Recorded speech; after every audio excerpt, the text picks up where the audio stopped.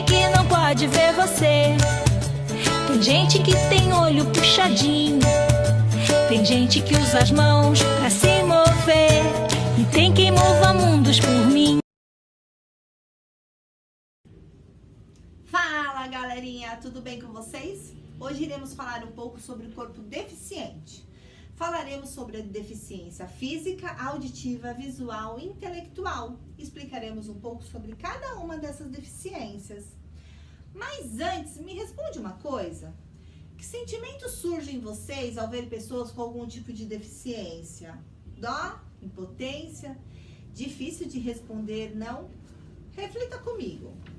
Se somos todos diferentes, por que ainda percebemos preconceitos para se relacionar com pessoas que têm diferença apenas diferente das nossas diferenças? Por que dizemos portadores de deficiência, sendo que no dicionário Aurélio, portador ou portar significa carregar consigo, levar? Diferente de uma carteira ou uma bolsa, você pode levar e quando não for mais usá-la, poderá deixar de portá-la. Sendo assim, podemos deixar de portar a deficiência? O termo foi usado de maneira equivocada e desde 2009, com o decreto feito pelo MEC, passou a ser chamado pessoas com restrições de movimentos. Agora sim faz mais sentido, não acham? Nesse vídeo mostraremos a importância da inclusão dessas crianças, pois como já afirmava Doll, todas as crianças e jovens, sem exceção, tem o direito de brincar. É no brincar que a criança cria, é através do jogo que a criança aprende valores, aprende a conviver sem gritar e sem brigar. E com métodos adaptados, podemos fazer a inclusão dessas crianças, pois o corpo deficiente é um corpo diferente, porém eficiente.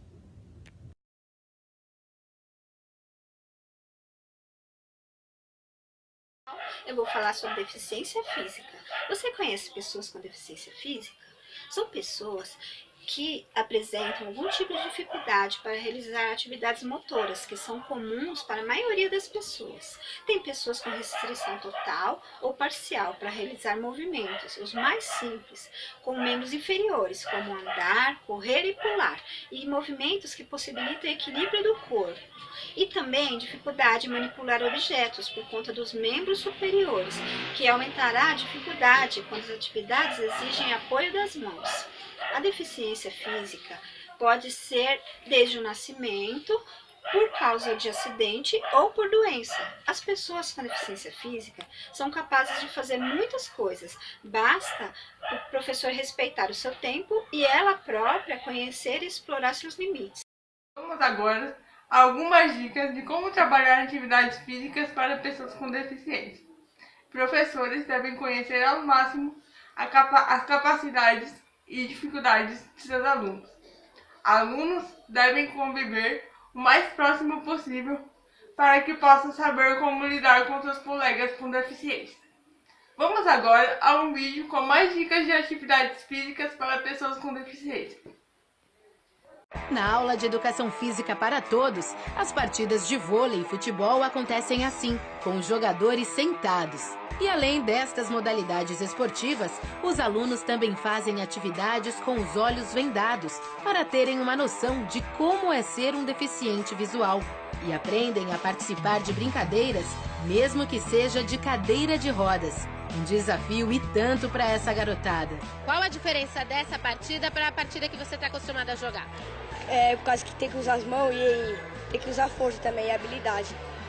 É muito cansativo? Muito. Tá enxergando alguma coisa daí? Não, E como que tá a situação? tá difícil. Parece que tem uma parede no meio. E como que foi a ajuda da sua amiga? Foi estranho. Não se sentiu à vontade? Ainda não me acostumei, adaptei com a cadeira. Agora você passa a dar mais valor para os amigos que vivem nessa situação? Passo, porque é complicado isso. Ficar andando. Deficiência intelectual ela leva em consideração ao grau de inteligência do aluno. E para isso é preciso ser submetido a testes psicológicos. Mas esses testes psicológicos hoje em dia são muito criticados porque eles priorizam somente o conhecimento linguístico e matemático, sem levar em consideração o contexto social que a criança está inserida. que, por exemplo, duas crianças que têm o mesmo QI, eles têm níveis de aprendizagem diferentes. E quais são os sinais? Bom, a criança ela sentou na idade correta, ela andou por volta de 1 ano, ela entende conceitos, memorização, ela consegue trazer o que aconteceu na aula retrasada para esta aula. Claro, não é uma regra, cada criança tem seu nível diferente de aprendizado, mas é o quanto o cérebro consegue acompanhar o desenvolvimento. Após o diagnóstico da deficiência intelectual, aí sim começa um plano de ensino diferenciado, baseado no amor e no carinho e na paciência, porque não é que a criança não vai aprender, ela vai aprender, só que no tempo dela. Uma das formas de se trabalhar com deficiente intelectual é com o jogo, pois ele ajuda a aprender de acordo com seu ritmo e de sua capacidade. Ele também proporciona uma interação, ou seja, estar sempre envolvido com o mundo, deixar a criança, o adolescente ou o adulto sempre envolvido com o mundo. O jogo, ele está livre de regras, livre de pressão de avaliação e com isso ele estimula a aprendizagem, o interesse e a descoberta de todos.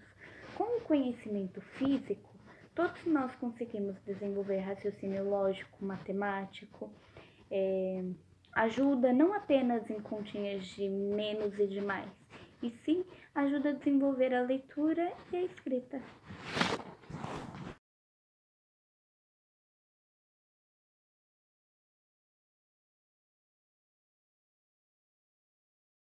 A deficiência auditiva é a perda parcial ou total da audição, causada por malformação, lesão na orelha ou nas estruturas que compõem o aparelho auditivo. A comunicação de pessoas surdas ocorre por meio de gestos, expressões faciais, pequenos movimentos corporais, caracterizando a língua de sinais. Pessoas com essa deficiência podem também utilizar a leitura labial para se comunicar. E tem também as pessoas que são oralizadas, ou seja, mesmo com a deficiência, conseguem verbalizar normalmente as palavras.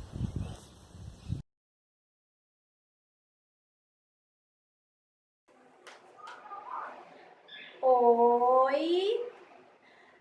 A dança e a música estimula a leitura labial e desenvolve a ritmicidade da fala da criança com deficiência auditiva. O professor deve sempre falar de frente para o aluno.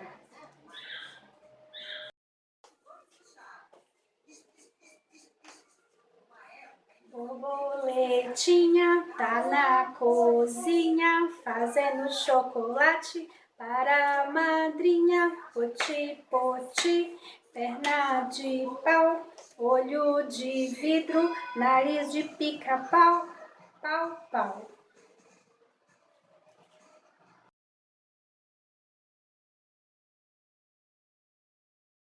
Irei falar sobre a deficiência visual.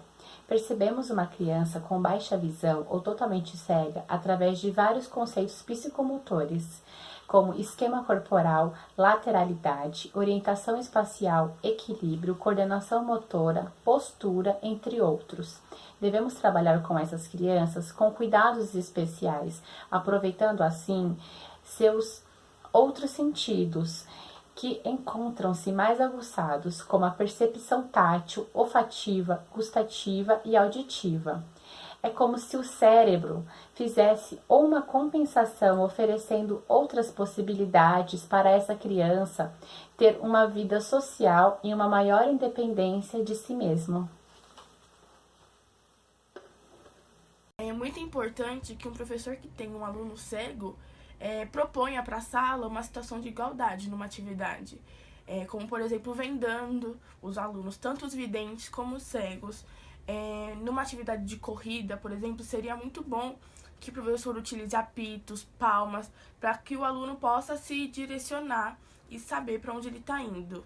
É legal também colocar corda ou fita no chão, para o aluno poder ter uma direção, né, para ele poder se localizar no espaço.